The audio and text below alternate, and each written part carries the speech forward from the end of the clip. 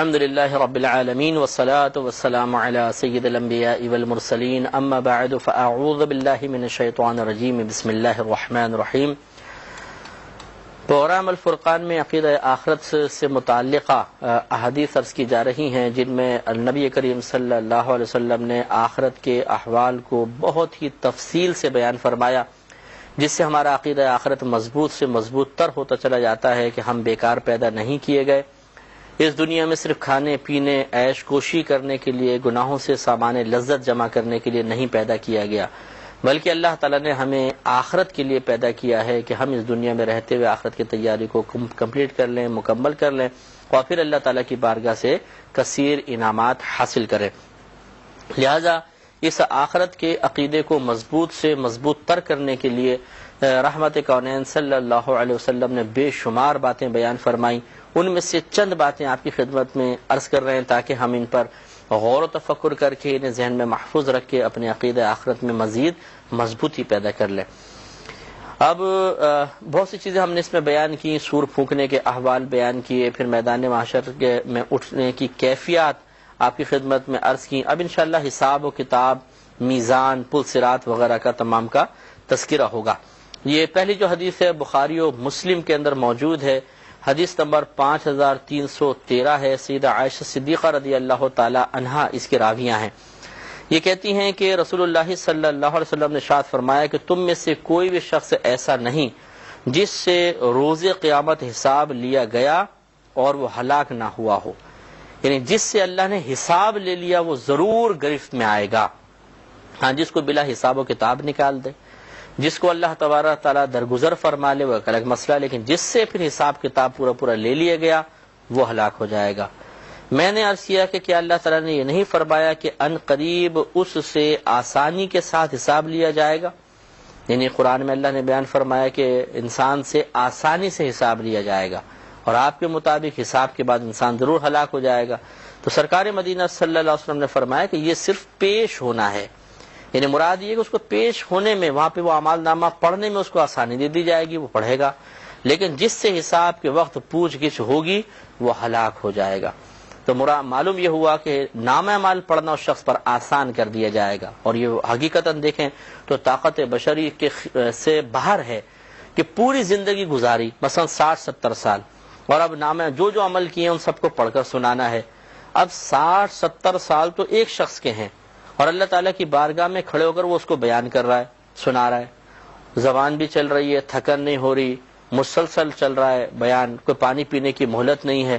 یہ ایک شخص کا ہے، پھر دوسرا، تیسرا، چوتھا، اربوں خربوں، کیسے حساب و کتاب ہوگا؟ اللہ نے آسان کر دیا۔ وہ کتنی تیزی کے ساتھ بیان کرے گا، کس انداز سے بیان کرے گا، یقینی سی بات ہے کہ یہ عقل میں آنے والی باتیں نہیں ہیں۔ اگر نبی کریم صلی اللہ علیہ وسلم نے یہ باتیں بیان نہ فرمائی ہوتی تو کبھی بھی عقل ان کو تسلیم نہ کر سکتی تھی۔ بخاری و مسلم کی ہی روایت ہے، حضرت عدی بن حاتم رضی اللہ تعالیٰ عنہ اس کے راوی ہیں، حدیث نمبر 5314 ہے۔ یہ کہتے ہیں کہ نبی کریم صلی اللہ علیہ وسلم نے ارشاد فرمایا کہ تم میں سے کوئی بھی ایسا نہیں کہ جس سے اللہ تعالیٰ کلام نہ فرمائے، سب سے یعنی گویا کہ کلام فرمائے گا، اور اس شخص کے اور رب کے درمیان نہ تو کوئی ترجمان ہوگا، نہ کوئی پردہ ہوگا، نہ کوئی آڑ ہوگی۔ انسان اپنے عمل کو دیکھے گا تو وہی اس کو نظر آئے گا جو عمل اس نے آگے بھیجا، اپنے دائیں دیکھے گا تو وہی عمل نظر آئے گا، بائیں دیکھے گا تو وہی عمل نظر آئے گا، اور اپنے سامنے دیکھے گا تو آگ کے سوا کچھ بھی نہیں دیکھے گا۔ لہٰذا تم یعنی دائیں بائیں سب جگہ عمل ہی عمل نظر آ رہے ہوں گے، اور سامنے جہنم کی آگ ہوگی۔ تو سرکار فرماتے ہیں کہ تو تم آگ سے بچو، اگرچہ کھجور کی ایک پھانک سی کیوں نہ ہو، یعنی کھجور کو اگر کاشوں میں کاٹ لیا جائے تو چھوٹے سے ٹکڑے کو صدقہ کر کے تم آگ سے بچ سکتے ہو تو بچو، ورنہ وہاں کا منظر بڑا ہولناک ہے اور حساب و کتاب بڑا سخت ہے۔ لہذا معلوم یہ ہوا کہ زندگی میں جتنے بھی اعمال کیے ہوں گے اللہ تبارک و تعالی کی بارگاہ میں جا کے ان کا حساب و کتاب دینا ہوگا، اور وہاں پر پھر ہر طرف سے عمل ہی عمل نظر آئے گا کہ اتنے زندگی بھر کے اعمال وہاں پر جمع ہوں گے، اور حساب و کتاب ضرور دینا ہوگا۔ ثم لتسألن یومئذ عن النعیم، جیسے کہ آیت آپ کی خدمت میں عرض ہوئی تھی کہ پھر ضرور تم سے نعمتوں کے بارے میں سوال کیا جائے گا، تو اس لیے اس وقت سے پہلے ہمیں زندگی میں اپنا حساب کرنا چاہیے۔ مزید ایک روایت ہے، بخاری و مسلم کی ہی روایت ہے، حضرت عبداللہ بن عمر رضی اللہ تعالی عنہ اس کے راوی ہیں، اور حدیث نمبر ہے 5315۔ یہ کہتے ہیں کہ نبی کریم صلی اللہ علیہ وسلم نے ارشاد فرمایا کہ اللہ تبارک و تعالی مسلمانوں کو قریب فرمائے گا تو ان پر اپنا پردہ رکھے گا اور انہیں چھپائے گا۔ یعنی ایسا نہیں ہے کہ مسلمان کو سب کے سامنے ظاہر کر دیا جائے، اسے گناہ سب جان رہے ہوں، ایسا نہیں، اس کا پردہ رکھے گا۔ یہ اللہ کا بڑا ہی کرم ہے کہ اسے پردے میں بلائے گا۔ پردے سے مراد ایسا پردہ نہیں ہے کہ ٹینٹ میں بلا لیا جائے، مطلب اللہ تبارک و تعالی دوسروں کی نگاہوں سے اس کو اوجھل فرما دے گا۔ وہ اگر اللہ سے ہم کلامی کا شرف حاصل کر رہا ہوگا، کسی کے تک آواز نہیں پہنچے گی، چاہے کوئی کتنا ہی قریب کیوں نہ موجود ہو، اس طرح اللہ تعالیٰ اس کی پردہ پوشی رکھ لے گا۔ میرا رہنما اور ہے۔ پھر اللہ تعالیٰ فرمائے گا کہ تو فلاں گناہ پہچانتا ہے؟ وہ کہیں گے کہ ہاں یا رب، حتیٰ کہ اس سے اس کے سارے گناہوں کا اقرار کروائے گا اور وہ اپنے دل میں سمجھے گا کہ ہلاک ہوا۔ تو اللہ تبارک و تعالی فرمائے گا کہ میں نے یہ عیوب دنیا میں چھپا لیے تھے اور آج میں انہیں بخشتا ہوں۔ پھر اللہ تعالیٰ اس کی نیکیوں کی تحریر اسے دے دے گا اور وہ اس کو لے کر کامیاب ہوگا۔ لیکن سرکار فرماتے ہیں کفار و منافقین، ان کو مخلوق کے سامنے ہی پکارا جائے گا۔ یہ وہ لوگ ہیں جو اپنے رب پر جھوٹ بولتے رہے، آگاہ رہو کہ ظالموں پر اللہ کی لعنت ہے۔ تو معلوم یہ ہوا کہ کفار و منافقین کو سب کے سامنے بلایا جائے گا، وہ جو اس نے گناہ کیے سب کے سامنے اس کو بیان کرنے پڑیں گے، اس کی کوئی پردہ پوشی نہیں ہوگی، اس کی ذلت بے عزتی اس انداز سے بھی ہوگی کہ اس کے گناہ سب لوگ جان جائیں گے اور نفرت کریں گے۔ دنیا کے اندر اگر اس نے کچھ گناہ چھپا بھی لیے تھے تو آخرت میں بالکل پوشیدہ نہیں رہ سکتے، سب ظاہر ہو جائیں گے۔ تو آپ غور فرمائیں کہ مسلمان ہونے کا کتنا فائدہ ہے کہ میدان محشر میں اللہ تعالی ہمارے عیوب کو چھپا کر رکھے گا، چاہے دنیا میں کتنے ہی کارنامے کیوں نہ کیے ہوں۔ تو اب جو بعض ہمارے مسلمان بھائی ہیں جو اپنے مسلمان ہونے پر بعض اوقات معاذ اللہ نادم و شرمندہ ہو جاتے ہیں، یار ہم مسلمان دنیا میں دیکھو پسپا ہو رہے ہیں، یہ ہو رہا ہے وہ ہو رہا ہے، ہمارے پاس یہ نہیں ہے وہ نہیں ہے۔ ارے بھائی آپ یہ بھی تو انعام دیکھیے کہ اللہ نے آپ کو مسلمان بنایا۔ اگر آپ کے پاس خوب دولت فراوانی سب کچھ آسائشیں ہو جائیں، لیکن پورے محلے کے سامنے پورے خاندان کے سامنے آپ کی کوئی خطا ظاہر ہو جائے جس کی بنا پر لوگ نفرت سے آپ سے چہرہ پھیر لیں، تو بتائیے کہ کیا یہ نعمتیں اب آپ کو سکون فراہم کریں گی؟ لازم بات ہے کہ نہیں۔ ٹینشن، قلبی اذیت، دکھ، پریشانی اور زوال عزت کا احساس یہ انسان کی موجودہ نعمتوں کی برکت کو بھی ختم کر دے گا۔ تو اس لیے اصل چیز انسان کی مسلمانی ہے کہ اس کی برکت سے میدان معاشر میں آپ کو اس قسم کی کوئی اذیت نہیں ہوگی، اللہ تعالیٰ پردہ پوشی فرمائے گا، جس کا کرم ہے۔ ہاں یہ الگ بات ہے کہ بعض مسلمانوں کے لیے ایسا ثابت بھی ہے کہ ان کے گناہ کی کیفیت ایسی ہوگی کہ دوسروں کے سامنے ظاہر ہو جائے گی، لیکن اکثر یہی معاملہ ہوگا کہ اللہ تعالیٰ جب اپنی بارگاہ میں حساب و کتاب کے لیے بلائے گا تو ان کے پردہ پوشی رکھے گا۔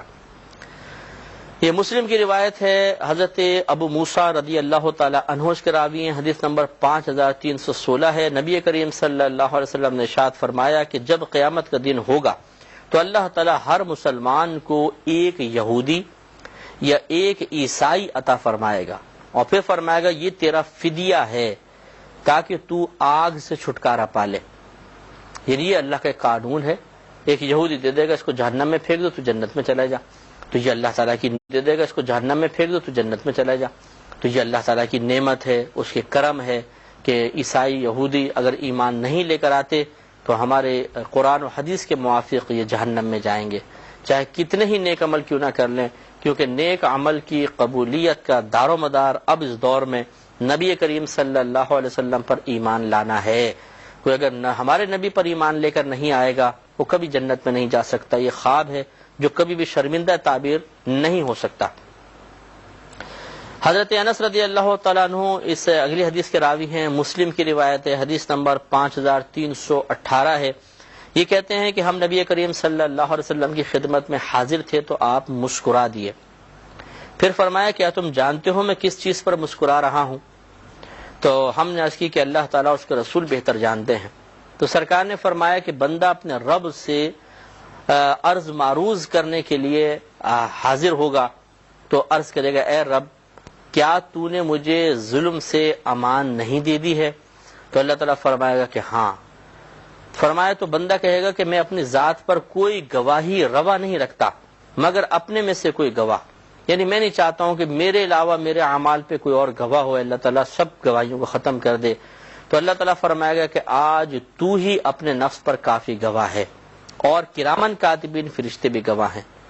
فرمایا کہ پھر اس کے منہ پر مہر کر دی جائے گی، پھر اس کے اعضاء سے کہا جائے گا کہ تم بولو، تو وہ کہے گا، وہ فرمایا سرکار فرماتے ہیں کہ وہ اس کے اعمال کے مطابق کلام کرنا شروع ہو جائیں گے، پھر بندے اور اس کے کلام کے درمیان ایک رکاوٹ کر دی جائے گی، یعنی گویا کہ زبان بند ہے، اعضاء گواہی دے رہے ہیں۔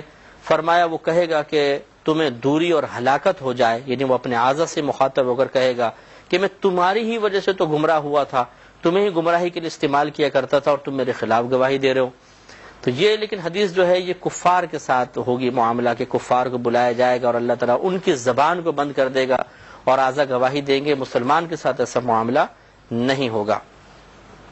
ایک طویل حدیث ہے، حضرت ابو ہریرہ رضی اللہ تعالی عنہ اس کے راوی ہیں، مسلم کی روایت ہے، حدیث نمبر 5319 ہے۔ یہ کہتے ہیں کہ صحابہ کرام علیہم الرضوان نے عرض کی، یا رسول اللہ صلی اللہ علیہ وسلم، کیا روز قیامت ہم اپنے رب کو دیکھیں گے؟ فرمایا کہ دوپہر کے وقت میں سورج کو دیکھتے ہو جبکہ وہ بادلوں میں نہ ہو، تو تم اس میں کوئی شک کرتے ہو؟ ہم نے کہا کہ نہیں۔ پھر فرمایا کیا تم رات کو چاند دیکھنے میں کچھ شک کرتے ہو جبکہ وہ بادلوں میں نہ ہو؟ ہم نے کہا کہ نہیں۔ تو فرمایا قسم اس ذات کی جس کے قبضہ قدرت میں میری جان ہے کہ تم اپنے رب کے دیکھنے میں بالکل تردد یا شک نہیں کرو گے، جیسے تم اپنے کسی فرد کو دیکھنے میں شک نہیں کرتے ہو، بالکل سامنے اللہ تعالیٰ اپنے شان کے لائق تمہیں اپنی زیارت کروائے گا۔ میرا رہنما کوئی اور ہے۔ بس ایک بندے سے، چنانچہ ایک بندے سے ملے گا اور فرمائے گا بتا کیا میں نے تجھے عزت نہیں بخشی تھی؟ یہ کافر ہوگا۔ اس سے اللہ تعالیٰ فرمایا کیا میں نے تجھے عزت نہیں بخشی تھی، سرداری نہیں دی تھی، بیوی عطا نہیں فرمائی، گھوڑے اور اونٹ تیرے تابع نہیں کیے تھے، اور تجھے سردار نہیں بنایا تھا، تو چوتھائی حصہ لیتا رہا تھا۔ یہ کفار کے اندر ہوتا تھا کہ جب مال کسی پہ حملہ کرتے تھے، جو مال آتا تھا اس کا چوتھا حصہ سردار کا ہوتا تھا، تو یہ اللہ تعالیٰ اس کو یاد دلائے گا۔ وہ عرض کرے گا کیوں نہیں؟ تو اللہ تعالیٰ فرمائے گا کیا تو مجھ سے ملنے کا خیال رکھتا تھا کہ میرے پاس آئے گا؟ وہ عرض کرے گا کہ نہیں، یعنی مجھے تو عقیدہ آخرت ہی نہیں تھا۔ تو اللہ تعالیٰ فرمائے گا کہ میں نے تجھے فراموش کر دیا جیسے تو نے مجھے بھلایا، یعنی وہ جہنم میں اللہ اس کو پھینک دے گا۔ پھر دوسرے سے ملاقات فرمائے گا اور اس طرح گفتگو ہوگی، اسی طرح گفتگو ہوگی، پھر تیسرے سے ملاقات ہوگی، اس سے بھی اسی طرح فرمائے گا۔ لیکن جب وہ پوچھے گا اللہ تعالیٰ تو وہ عرض کرے گا رب میں تجھ پر ایمان لایا، تیری کتاب پر، تیرے رسول پر، اور نماز پڑھی، روزے رکھے، خیرات کی، اور طاقت کے مطابق اپنی خوبیاں بیان کر دے گا۔ لیکن یہ سب جھوٹ ہوگا، کافر ہوگا، وہ یہ جھوٹ بول دے گا۔ اللہ تعالیٰ فرمائے گا ٹھہر جا۔ یا پھر یہ منافق ہوگا کہ منافق بھی کام کرتے رہے تھے، صدقہ خیرات نمازیں پڑھتے تھے، لیکن ان کے نفاق اعتقادی کی بنا پر اللہ تبارک و تعالیٰ ان کے تمام اعمال کو برباد کر چکا ہے۔ چنانچہ اللہ تعالیٰ فرمائے گا تو ٹھہر جا۔ پھر فرمایا جائے گا کہ ہم ابھی تیرے گواہ لاتے ہیں۔ سرکار فرماتے ہیں صلی اللہ علیہ وسلم وہ دل میں سوچے گا کہ میرے اوپر کون گواہی دے گا، میرے تو کوئی گواہی نہیں، اتنے سارے میں نے عمل کیے ہیں۔ تو بس اللہ تبارک و تعالیٰ اس کے منہ پر مہر لگا دے گا اور اس کی ران سے بولنے کے متعلق کہا جائے گا۔ ران بولے گی، تھائس، تو اس کی ران کا گوشت اور اس کی ہڈیاں اس کے اعمال بیان کریں گے، اور یہ اس لیے کہ وہ اپنا عذر ختم کر دے، کیونکہ وہ منافق ہے اور اسی پر اللہ تعالیٰ کا غضب ہے۔ تو معلوم یہ ہوا کہ کافر اور منافق دو طرح کے لوگ جو کفار میں سے ہیں بدترین، وہ حاضر ہوں گے۔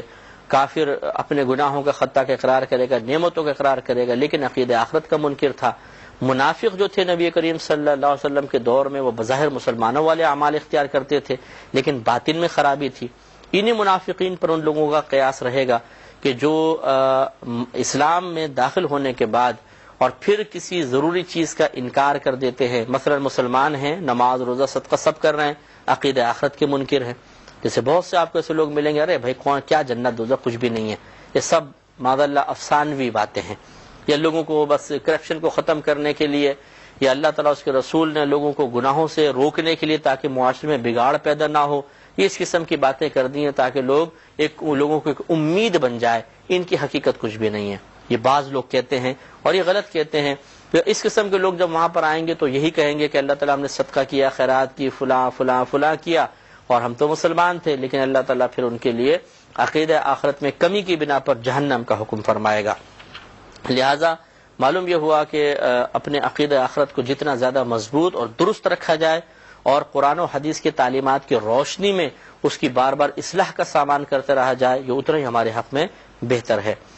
مسند امام احمد اور ترمذی اور ابن ماجہ تینوں میں حدیث موجود ہے، حدیث نمبر 5320، حضرت ابو امامہ رضی اللہ تعالی عنہ اس کے راوی ہیں کہ وہ کہتے ہیں کہ میں نے نبی کریم صلی اللہ علیہ وسلم کو فرماتے ہوئے سنا کہ مجھ سے میرے رب نے وعدہ فرما لیا ہے کہ میری امت میں سے 70,000 افراد کو جنت میں اس طرح داخل کرے گا کہ نہ ان کا حساب ہوگا اور نہ عذاب، اور ہر 1000 کے ساتھ 70,000، اور میرے رب کے لبوں میں سے 3 لب، یعنی یہ سرکار صلی اللہ علیہ وسلم نے یوں ہتھیلیاں ملا کے گویا کہ فرمایا کہ یہ تو اللہ تعالیٰ کے لیے بہت ہی سمجھانے کے لیے بہت ہی معمولی سا ہے کہ وہ ہر 70,000 اور ہر 1000 کے ساتھ 70,000، تو آپ اندازہ فرما لیں کتنے لاکھوں کی تعداد میں لوگ ایسے ہوں گے جو بلا حساب و کتاب بغیر کسی عذاب کے داخل جنت ہو جائیں گے۔ ہماری دعا ہے کہ اللہ تبارک و تعالی مجھ گناہگار کو بھی اور جتنے ہمارے بھائی اور بہن ہمارے اس پروگرام کو خصوصاً سماعت کر رہے ہیں، اللہ تعالی ہم سب کو بلا حساب و کتاب داخل جنت فرمائے۔ حضرت حسن، حضرت ابو ہریرہ رضی اللہ تعالی عنہ یہ دونوں بیان کرتے ہیں، حدیث مسند امام احمد اور ترمذی کی ہے، حدیث نمبر 5321 ہے۔ یہ کہتے ہیں کہ نبی کریم صلی اللہ علیہ وسلم نے ارشاد فرمایا کہ بروز قیامت لوگوں کی 3 پیشیاں ہوں گی، یعنی اللہ تعالیٰ کی بارگاہ میں 3 دفعہ پیش ہوں گے۔ 2 پیشیاں تو بحث اور معذرت کی ہیں، اور تیسری پیشی اس وقت کہ جب نام اعمال اڑ کر ان کے ہاتھوں میں پہنچ جائیں گے، چنانچہ بعض اسے سیدھے ہاتھ میں لیں گے اور بعض الٹے ہاتھ میں لیں گے۔ تو معلوم یہ ہوا کہ یہ بھی ایک سرکار کی حدیث کی ایک کیفیت بیان کر دی گئی ہے کہ 3 پیشیاں ہوں گی، ایک دفعہ جو ہے وہ بحث کی جائے گی، دوسری مرتبہ عذر بیان کرنے کا موقع دیا جائے گا، اور تیسری مرتبہ پھر باقاعدہ فیصلہ کر دیا جائے گا۔ تو یہ مختلف احوال ہیں قیامت کے جو نبی کریم صلی اللہ علیہ وسلم نے تذکرہ فرمائے، ہمیں چاہیے کہ ان کو یاد رکھیں، دل میں خوف پیدا کریں۔ اللہ تعالی ہمیں بھی آخرت کی سچی فکر عطا فرما دے، آمین۔ وآخر دعوانا ان الحمد